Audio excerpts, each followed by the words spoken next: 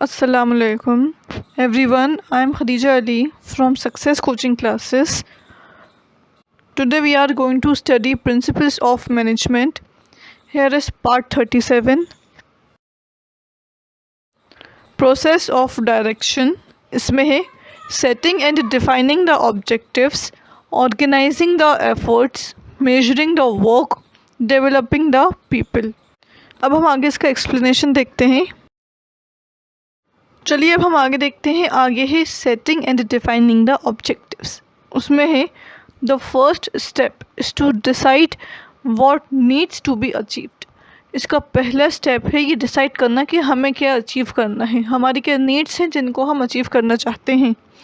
फिर है the manager clearly sets the goals and explains them to the employees so everyone knows what to do. फिर क्या करते हैं मैनेजर, क्या करते हैं वो क्लियरली सेट करते हैं गोल्स को और उनको एक्सप्लेन करते हैं उनके एम्प्लॉयज़ को, ताकि हर एक इंसान को पता चल जाए कि उनको क्या करना है.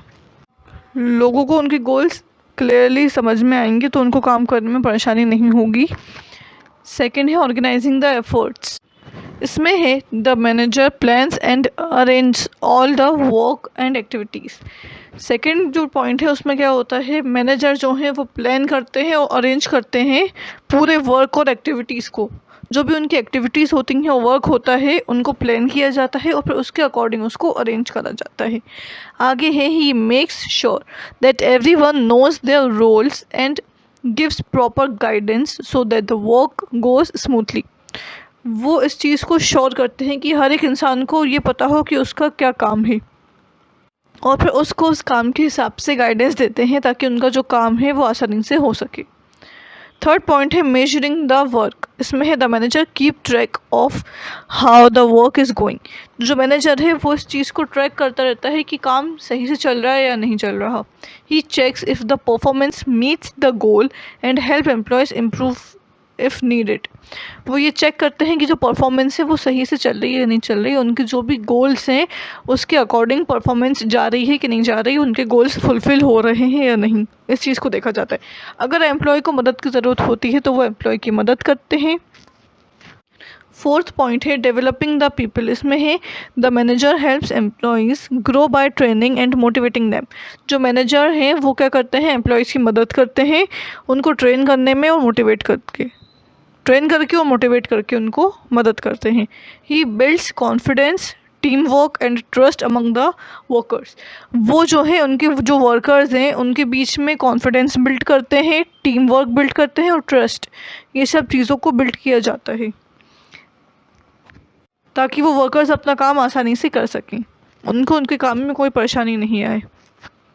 ये होती है डायरेक्शन की प्रोसेस. इस प्रोसेस के अकॉर्डिंग अगर इनका काम चलेगा तो उससे क्या होगा, ऑर्गेनाइजेशन को ग्रो होने में मदद होगी. चलिए अब हम आगे देखते हैं. आगे है एलिमेंट्स ऑफ डायरेक्टिंग. इसमें है सुपरविजन, मोटिवेशन, लीडरशिप, कम्युनिकेशन. अब हम आगे इनका एक्सप्लेनेशन देखते हैं.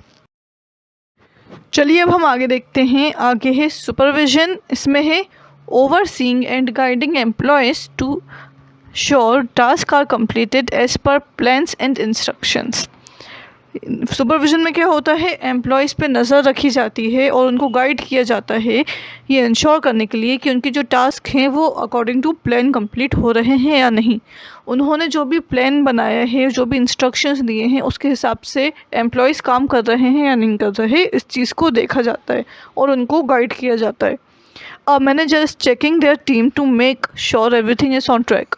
एक मैनेजर जो है वो चेक करता है अपनी टीम को इस चीज़ को श्योर करने के लिए कि हर चीज़ जो है वो ट्रैक पे है या नहीं, हर चीज़ बिल्कुल सही हो रही है कि नहीं हो रही.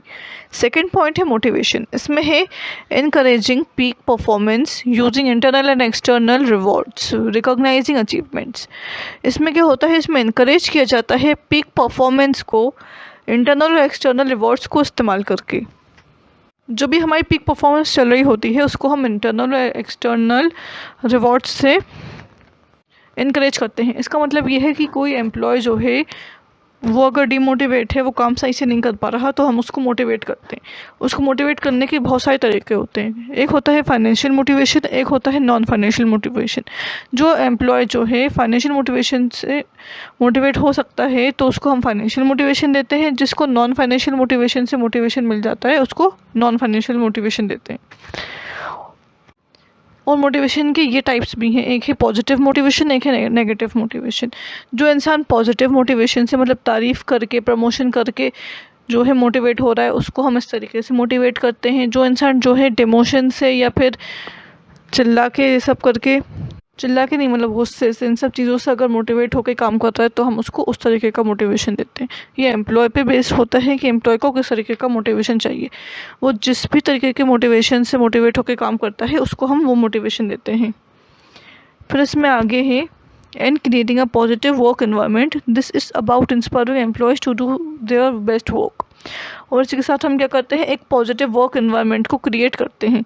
तो इससे क्या होता है, जो एम्प्लॉयज़ हैं उनको इंस्पिरेशन मिलती है उनका काम करने की, अच्छा काम करने की। फिर इस वजह से काम अच्छा करते हैं एम्प्लॉयज़।